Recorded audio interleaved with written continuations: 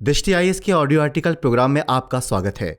आज का हमारा आर्टिकल संविधान दिवस के अवसर पर एक विशेष प्रस्तुति है। इस विशेष ऑडियो आर्टिकल में हम भारतीय संविधान की विकास यात्रा के बारे में बात करेंगे। हम इसके माध्यम से संविधान की उपलब्धियों के बारे में भी जानेंगे, साथ ही इसके लक्ष्यों के समक्ष चुनौतियों को भी समझेंगे। यह आर्टिकल सामान्य अध्ययन प्रश्न पत्र 2 के राज व्यवस्था खंड से जुड़ा है। तो आइए आर्टिकल की शुरुआत करते हैं।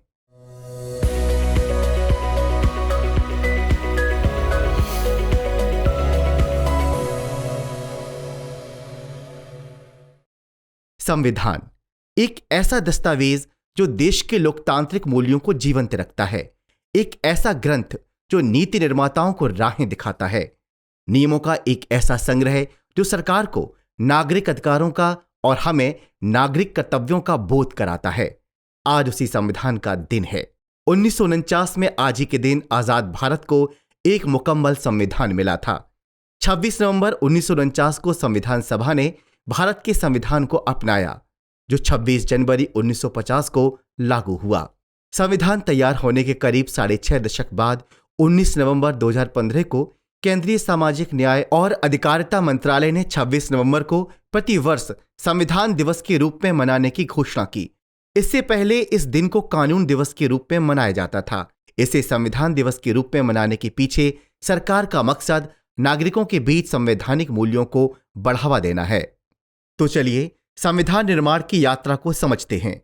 भारतीय संविधान दुनिया का सबसे बड़ा दस्तावेज है, जिसमें लगभग 1.46 लाख शब्द हैं। इतने बड़े दस्तावेज को लिखने के लिए भारत में एक संविधान सभा के निर्माण का प्रस्ताव रखा गया।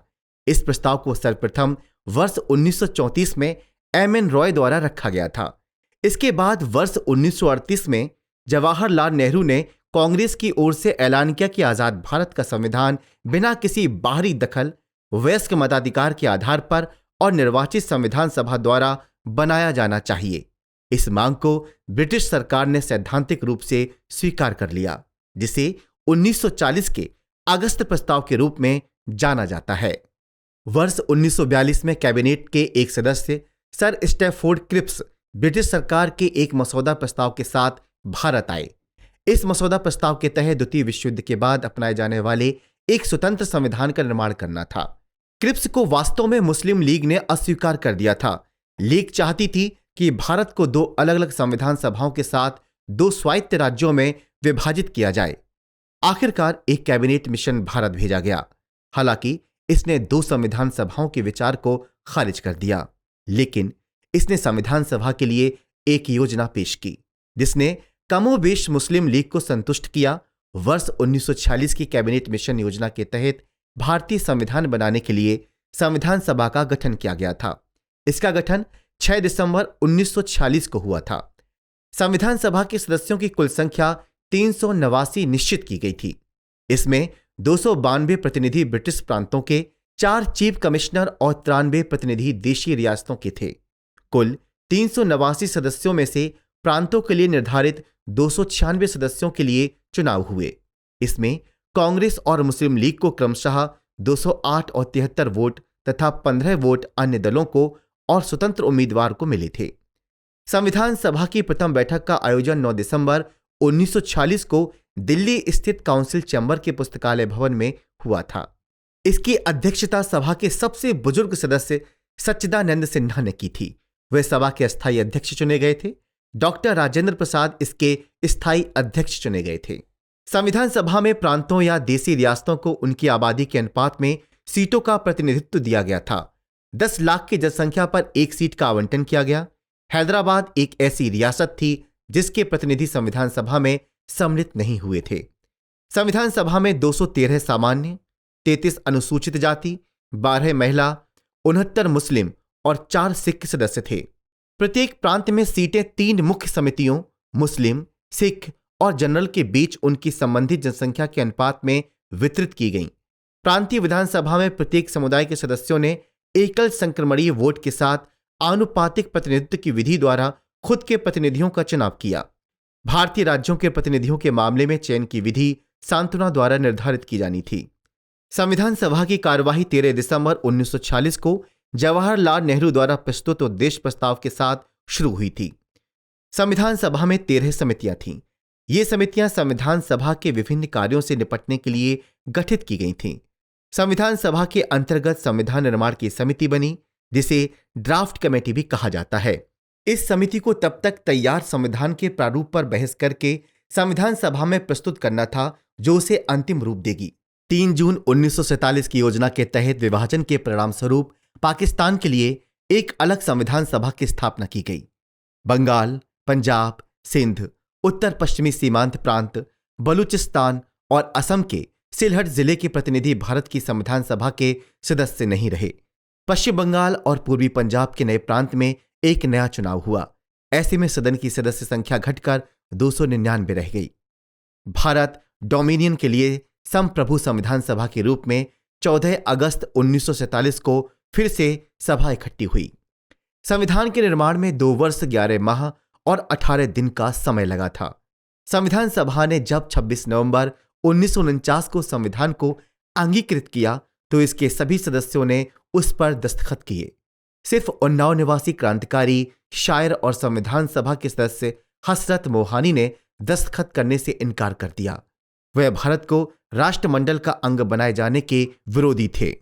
इतना कुछ समझने के बाद चलिए भारतीय संविधान की विशेषताओं के बारे में जान लेते हैं। असल में दुनिया के सबसे विस्तृत संविधान ने अपने अंदर ढेर सारी विशेषताओं को समेटा हुआ है। कुछ विशेषताएं सामान्य सी दिखती हैं, लेकिन कुछ बहुत अनूठी हैं। पंडित नेहरू यूरोपीय पुनर्जागरण, अमेरिका की स्वतंत्रता और फ्रांसीसी क्रांति के विचारों से बेहद प्रभावित थे। भारतीय संविधान के कई प्रावधान इन देशों से ही प्रेरित हैं। यही वजह है कि भारतीय संविधान में भी इन देशों की झलक दिखाई पड़ती है। डॉक्टर भीमराव अंबेडकर भी इसके पक्षधर थे। वह भी चाहते थे कि दुनिया के अलग अलग संविधानों का अध्ययन करके ही भारत के संविधान का निर्माण हो। संविधान ने शासन व्यवस्था के रूप में संसदीय व्यवस्था को अपनाया, जो ब्रिटेन की संसदीय व्यवस्था से प्रभावित हैं। आजादी के बाद नियमित अंतराल पर आम चुनाव संपन्न हुए और हमारी लोकतांत्रिक संसदीय व्यवस्था और सुदृढ़ होती चली गई। वयस्क मताधिकार के प्रावधान ने भारतीय लोकतंत्र को मजबूत किया। इससे भारतीय राजनीति की दशा और दिशा दोनों बदली है। नागरिकों की सहभागिता ने भारतीय लोकतंत्र को ज्यादा जीवंत बनाया है। संविधान भारत के सभी लोगों को सामाजिक, आर्थिक और राजनीतिक न्याय की गारंटी और सुरक्षा का वादा करता है। अवसर की स्थिति और कानून के समक्ष समानता, कानून और सार्वजनिक नैतिकता के अधीन विचार, अभिव्यक्ति, विश्वास, पूजा, व्यवसाय, संघ और कार्यवाही की स्वतंत्रता की बात करता है। इसमें अल्पसंख्यकों, पिछड़े और आदिवासी क्षेत्रों और दलित और अन्य पिछड़े वर्गों के लिए पर्याप्त सुरक्षा उपाय प्रदान किए गए हैं। मौलिक अधिकारों ने आम भारतीयों में निहित संभावनाओं को तलाशने में मदद की। मौलिक अधिकारों के कारण सामान्य व्यक्ति की नागरिक स्वतंत्रताओं में वृद्धि हुई। नीति निर्देशक सिद्धांतों में सामाजिक आर्थिक समता की संकल्पना की गई है। इसने सरकारों का मार्गदर्शन किया और इसका नतीजा आज हमारे सामने है कि भारत का लोक कल्याणकारी राज्य के रूप में तेजी से उभार हुआ। अगर हम संविधान की विशेषताओं का अवलोकन करें तो यह साफ पता चलता है कि भारतीय संविधान के दर्शन प्रस्तावना में उल्लिखित हम भारत के लोग की भावना सहित सभी मूल्यों को भारतीय संविधान का प्रत्येक शब्द न सिर्फ अभिव्यक्त करता है, बल्कि लगातार उनके प्रसार का माध्यम भी बना हुआ है। अब सवाल है कि क्या संविधान के लक्ष्यों को हासिल किया जा सका है? जहां तक भारतीय संविधान के लक्ष्यों का सवाल है, तो इसका लक्ष्य एक ऐसे देश का निर्माण करना है जो समता मूलक हो, मानवाधिकारों से सुसज्जित हो, जहां के लोग शिक्षा से लैस हो और वहां लोकतांत्रिक भावनाओं की रक्षा हो। सवाल है कि क्या हम इन लक्ष्यों को हासिल कर चुके हैं? अगर भारत में शिक्षा की बात करें तो यहां निरक्षरों की तादाद 28.20 करोड़ है, जबकि भारत की कुल आबादी करीब 140 करोड़ है। स्कूल जाने वाले कुल बच्चों में 18% माध्यमिक शिक्षा भी पूरी नहीं कर पाते, जबकि संविधान के अनुच्छेद 21A के तहत यह एक मौलिक अधिकार है। मौजूदा वक्त में भारत में दुनिया के सबसे यानी 4 करोड़ अविकसित बच्चे हैं, जिनका कद अपनी उम्र के औसत से कम है। यह कुल बच्चों का 38.7% है। सबसे खराब और सबसे अच्छी आर्थिक स्थिति वाले राज्यों में पोषण का बड़ा अंतर है। मिसाल के तौर पर झारखंड में 5 साल से कम आयु के 47% बच्चे अविकसित हैं, जबकि केरल में मात्र 19%, झारखंड में 42.1% बच्चों का वजन कम है, जबकि संविधान के अनुच्छेद 47 के तहत पोषण और स्वास्थ्य सरकार की ही जिम्मेदारी है। अनुच्छेद 38 के तहत राज्य लोगों के साथ सामाजिक, राजनीतिक और आर्थिक न्याय करेगा, लेकिन तीनों ही स्तर पर देश में तमाम कमियां हैं। समाज में भेदभाव अभी भी एक सच्चाई है, लोगों को अभी भी राजनीतिक न्याय का इंतजार है और आर्थिक न्याय तो दूर की कौड़ी ही जान पड़ती है। ऑक्सफैम की एक रिपोर्ट के मुताबिक भारत में सबसे अमीर 1% लोगों के पास कुल संपत्ति का 40% से अधिक हिस्सा है, जो कि एक अपराध है। रिपोर्ट का दावा है कि महिला श्रमिक पुरुष श्रमिक द्वारा कमाए गए प्रति 1 रुपए की कमाई पर केवल 63 पैसे कमाती है। अनुसूचित जाति और ग्रामीण श्रमिकों के लिए अंतर और भी गहरा है। अनुसूचित जाति का श्रमिक लाभ प्राप्त सामाजिक समूहों की कमाई का महज 55% कमाता है और ग्रामीण श्रमिक ने 2018 और 2019 के बीच शहरी कमाई का केवल आधा हिस्सा कमाया। रिपोर्ट का यह दावा है कि शीर्ष 100 अरबपति भारतीयों के पास इतना पैसा है कि उन पर 2.5% टैक्स लगाने से बच्चों को स्कूल में वापस लाने के लिए आवश्यक राशि पूरी हो जाएगी। ये तो कुछ उदाहरण भर हैं, ऐसे तमाम मिसालें हैं जिनमें समझा जा सकता है कि भारतीय संविधान अभी भी अपने लक्ष्यों से बेहद दूर है। ऐसे में सवाल है कि आगे की राह क्या हो। गौरतलब है कि भारतीय गणतंत्र ने अपनी यात्रा के करीब 7 दशक पूरे कर लिए हैं। इसने अपने लक्ष्यों को संपूर्ण रूप से अभी तक हासिल भले ही ना किया हो, लेकिन इसमें भी कोई दो राय नहीं है कि यह लगातार निखर रहा है। भारत जैसे विशाल और विविधता से भरे देश में एक संविधान के तहत व्यवस्था का सुचारू रूप से चलना कोई मामूली बात नहीं है, लेकिन इसके बावजूद भारत ने कई मामलों में प्रगति की है। दुनिया के दूसरे देशों में संविधान न सिर्फ अपने लक्ष्यों में कोसों दूर है, बल्कि वहां के संविधान कदम दर कदम नाकाम हो रहे हैं। पड़ोसी देश नेपाल की संविधान सभा कई बार असफल हुई थी और वहां संविधान की रक्षा एक बड़ी चुनौती बनी हुई है। भारत के साथ आजाद हुए दूसरे कई मुल्कों का भी वही हाल है। वहां कोई एक सिस्टम टिक नहीं पा रहा। कहीं संविधान बदले जा रहे हैं तो कहीं उनकी धज्जियां उड़ाई जा रही हैं। वहां जनतंत्र के पैर जम नहीं पा रहे, लेकिन हमारी व्यवस्था निरंतर लोकतांत्रिकता की ओर बढ़ रही है। हमारा लोकतंत्र लगातार मजबूत हो रहा है, जिसकी उम्मीद 7 दशक पहले किसी ने नहीं की थी। यह न केवल सफल हुआ है, बल्कि भारत दुनिया का सबसे बड़ा लोकतंत्र है। आज भारत अखंड है और कुछ अपवादों को दरकिनार कर दें तो यहां निरंकुश व्यवस्था कायम नहीं हुई। कभी कोई गृह युद्ध नहीं हुआ। ये सब हमारे दूरदृष्टि संपन्न और समावेशी संविधान की ही देन है। समझना होगा कि किसी भी संविधान में हर परिस्थिति का समाधान नहीं दिया जा सकता।